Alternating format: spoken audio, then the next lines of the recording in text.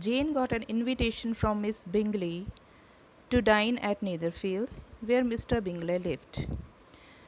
अब जेन को एक इनविटेशन मिलता है मिस बिंगली से, जो कि मिस्टर बिंगली की सिस्टर है। तो वो उसको जेन को बुलाते हैं नीडरफील्ड में डाइन के लिए, खाना खाने के लिए। जेन कौन है? सबसे बड़ी वाली बेटी मिसेस बेनेट की। On her way she was wet in rain. जब वो जा रही होती है उनके पास तो रास्ते में वो बारिश में भीग जाती है। And fell ill with severe cough and cold, और उसे बहुत सख्त सर्दी ज़ुकाम हो जाता है और वो बीमार पड़ जाती है। फेल इल यानी बीमार पड़ जाती है। So she had to stay there for some time, इसलिए उसे वहाँ पर कुछ दिन रुकना पड़ जाता है। Elizabeth had also to go there to look after her sister. जब एलिज़ाबेथ को पता चलता है कि उसकी बहन बीमार पड़ गई तो वो भी पीछे वहाँ पहुँच जाती है, उसको भी वहाँ जाना पड़ जाता है अपनी सिस्टर के पीछे। She found that Bingley was full of anxiety for her sister. तो जब वो एलिज़ाबेथ और जेन दोनों वहाँ रह रही होती हैं तो उसको, एलिज़ाबेथ को ये पता चलता है कि जो मिस्टर बिंगले है उसको अपनी बहन के लिए थोड़ी चिंता है, एंग्जाइटी है। During her brief stay at Netherfield, Elizabeth created a very good impression on Darcy with good manners and witty remarks. जिस समय ड्यूरिंग यानी जिस समय वो अपनी छोटी सी ब्रीफ स्टे, अपने थोड़े से टाइम के लिए वहाँ रुकी हुई थी एलिज़ाबेथ, तो उसने अपना बहुत अच्छा इम्प्रेशन जमा लिया, क्रिएट कर लिया डार्सी के ऊपर। कैसे कर लिया? अपने गुड मैनर्स से, अच्छी आदतों के कारण, और विटी रिमार्क्स से। यानी रिमार्क्स होता है कमेंट्स। अपने अक्लमंदी भरे कमेंट्स से उसने डार्सी का दिल जीत लिया। She steadily gained respectability in the eyes of Darcy, और डार्सी की आंखों में अपनी इज्जत उसने बना ली। He began to watch her with a great interest and to notice her fine qualities. अब डार्सी ने उसे हर वक्त देखना शुरू कर दिया उसको, क्योंकि उसको उसमें इंटरेस्ट हो गया था एलिज़ाबेथ में, और उसकी जो छोटी छोटी उसकी क्वालिटीज़ हैं उनको नोटिस करना भी शुरू कर दिया कि और उसमें क्या क्या गुण हैं। वेर एवर शी सैट, वो जहाँ भी बैठती थी, his eyes were constantly fixed on her. उसकी आँखें, डार्सी की आँखें लगातार, कॉन्स्टेंटली यानी लगातार उसके ऊपर ही जमी रहती थी, एलिज़ाबेथ के ऊपर। Now Jane's health improved. अब जेन की हेल्थ थोड़ी इम्प्रूव हो गई थी, उसके फ़र्क पड़ गया था, बुखार ठीक हो गया था। So the sisters had to leave the place. अब उन दोनों बहनों को वो जगह छोड़कर जाना था। Darcy felt that he had been attracted by Elizabeth. अब डार्सी को लगा कि वो एलिज़ाबेथ की तरफ अट्रैक्ट हो चुका है, उसको वो पसंद आ रही है। So he made up his mind not to show any feeling of admiration at the time of her departure. इसलिए उसने अपना माइंड बनाया कि जब डिपार्चर का टाइम आएगा अपनी कोई फीलिंग नहीं शो करेगा, उसको पता नहीं चलने देगा, क्योंकि वो थोड़ा अकड़ू सा था, ईगोइस्टिक था थोड़ा। तो वो चाहता नहीं था कि वो खुद पहले उसको प्रपोज़ करे, तो इसलिए उसने कुछ नहीं शो किया। Miss Bingley was also happy. तो जो मिस बिंगले थी, जिसके मन ही मन में डार्सी को पसंद करती थी, वो भी बहुत खुश थी, क्योंकि उसको भी अभी तक पता नहीं चला था कि जो डार्सी है वो एलिज़ाबेथ को पसंद करने लग गया है। The guest parted very cheerfully. जो मेहमान थे वो बड़ी खुशी खुशी वहाँ से विदा हो गए। Mister Bennett had a cousin. अब मिस्टर बेनेट का एक भाई था, कज़न था, मतलब रियल ब्रदर नहीं होता जो, उसको कज़न बोलते हैं, जैसे मामी चाची का बेटा।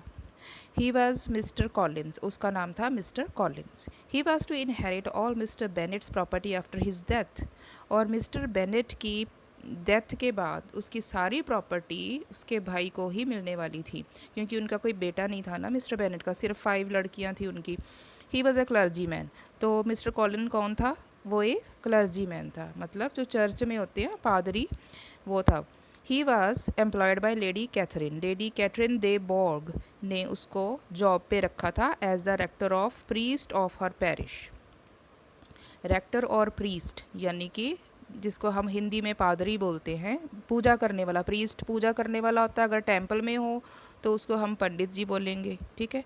प्रीस्ट ऑफ हर पैरिश मतलब चर्च, पैरिश का मतलब होता है church. Mr Collins wrote a letter to Mr Bennet expressing his desire to pay them a visit. अब मिस्टर कॉलिंस ने मिस्टर बेनेट को लेटर लिखी कि वो उनके घर पे आना चाहता है। When he visited the Bennets, जब बेनेट्स के पास वो आ गया, he praised everything that he saw, हर चीज़ की उसने तारीफ़ की। He did not waste any time in telling Mrs Bennet that his purpose in visiting them at Longbourn was to marry one of the Bennet girls. और उसने बिना time waste किए अपने मन की इच्छा बता दी कि उसका वहाँ आने का जो पर्पज़ था वो था उनकी किसी एक बेटी से शादी करना। He learn that Jane was likely to be engage, तो उसको फिर पता चलता है कि जो सबसे बड़ी बेटी है जेन, उसकी तो शायद एंगेजमेंट होने वाली है क्योंकि वो मिस्टर बिंगले को पसंद करने लग गई थी। Then he shifted his choice to Elizabeth, उसके बाद जब जेन के बारे में उसको पता चल गया तो फिर उसने एलिजाबेथ के तरफ अपनी चॉइस शिफ्ट कर दी। Mrs Bennet was glad to hear of the proposal, तो मिसिस बेनेट बहुत खुश हो गई ये प्रपोजल सुन के। In her opinion Elizabeth could not have a better husband than Mr Collin, उसके ओपिनियन के, उसके विचार के अकॉर्डिंग मिसेस बेनेट कहती थी कि उससे अच्छा हस्बैंड तो एलिजाबेथ को मिल ही नहीं सकता। But Elizabeth rejected his proposal, लेकिन एलिजाबेथ ने उसका जो प्रपोजल था वो रिजेक्ट कर दिया, उसने साफ मना कर दिया। He was soon afterwards engaged to Charlotte Lucas. अब शार्लोट लूकास कौन थी? एलिजाबेथ की फ्रेंड। तो वो बड़ी जल्दी ही शार्लोट लूकास की तरफ अट्रैक्ट हो गया। In the course of a few days, Elizabeth came in contact with a very handsome officer named Wickham, who had been intimately connected with the family of Darcy. कुछ दिनों के बाद Elizabeth एक handsome officer से मिलती है जिसका नाम होता है Wickham, full name George Wickham, जो कि डार्सी की फैमिली से बहुत इंटीमेटली कनेक्टेड था, मतलब बचपन से उनके साथ रह रहा था। डार्सी उसकी बचपन से मदद कर रहा था, उसकी स्कूलिंग डार्सी ने करवाई क्योंकि उसके पेरेंट्स नहीं थे। डार्सी ने उसकी स्कूलिंग करवाई, तो उसके बाद उसको जॉब भी दिलवाई, हर तरफ से उसकी हेल्प करता रहा। जॉब दिलवाई लेकिन उसको 3000 पाउंड्स दिए डार्सी ने जॉब करने के लिए, और एक चर्च में जॉब दिलवा दी, लेकिन विकहम ने वो जॉब नहीं की और उसके डार्सी के दिए सारे पैसे उड़ा दिए। जब पैसे ख़त्म हो गए तो वो बोलता है कि अब मुझे दोबारा से वो जॉब दिलवा दो, फिर डार्सी मना कर देता है और ये जो विकहम है उसका दुश्मन बन जाता है। तो Wickham told her how he had been misused by Darcy. तो ये जो एलिजाबेथ है इससे मिलती है, लेकिन एलिजाबेथ को इसके बारे में नहीं पता कुछ भी विकहम के बारे में, ठीक है, ये पहली बार उससे मिल रही है।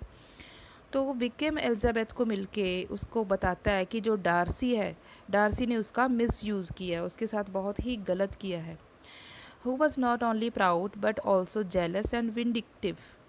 तो वो बोलता है कि डार्सी केवल घमंडी ही नहीं है बल्कि वो जेलसी भी करता है, और विंडिक्टिव यानी अनफॉरगेटफुल, मतलब कि बदला लेने वाला। He told the story of Darcy's injustice towards him in such a manner that Elizabeth almost came to believe it. अब उसने विकहम ने ऐसी कहानी बना के एलिजाबेथ को बताई डार्सी के खिलाफ कि डार्सी ने कैसे इनजस्टिस किया उसके साथ, ऐसी कहानी बना के बताई है कि जो एलिजाबेथ के अंदर जो प्रेजुडिस था डार्सी के लिए, उसकी पहले धारणा बनी हुई थी, इमेज बनी थी कि वो गलत बंदा है, वो और भी पक्का हो जाता है और एलिजाबेथ उसके ऊपर बिलीव करने लग जाती है कि हाँ ये सही बोल रहा होगा, जो भी ये बता रहा है सच ही होगा। For the moment Elizabeth felt attracted towards Wickham. कुछ पलों के लिए एलिजाबेथ को लगा कि वो विकहम की तरफ अट्रैक्ट हो रही है। And her prejudice against Darcy became stronger, और उसकी जो प्रेजुडिस है डार्सी के अगेंस्ट, कि जो जो उसकी सोच है डार्सी के लिए, वो और ज़्यादा स्ट्रोंगर हो जाती है कि डार्सी एक अकड़ू टाइप का, घमंड से भरा हुआ, दूसरों की बेइज्जती करने वाला बंदा है।